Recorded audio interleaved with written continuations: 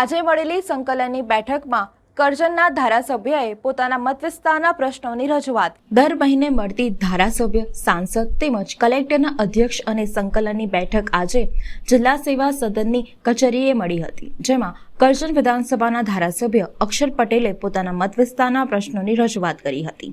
બાળકોને અભ્યાસ માટે દૂર જવું પડે છે, તેના માટે એસટી બસોની ફાળવણી કરવામાં આવે, સાથે બસોના જે રૂટ નાના છે તેને મોટા કરવામાં આવે।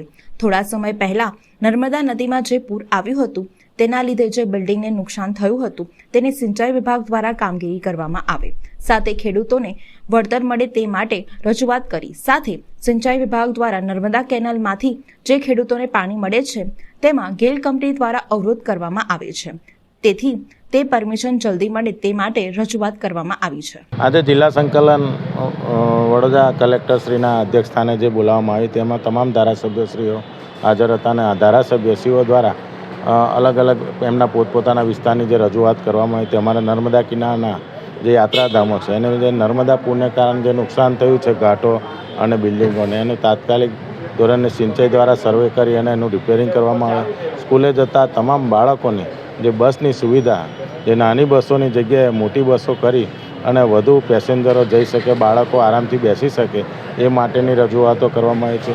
રોડ રસ્તાની જર્જરિત રસ્તાઓ છે એની પણ રજૂઆત કરીને વહેલી તકે એનું રિપેરિંગ કરવામાં આવે। ખેડૂતોના લગતા જે પ્રોમોગેશનના પ્રશ્નો હતા એ બાબતની પણ ચર્ચા કરવામાં આવી છે।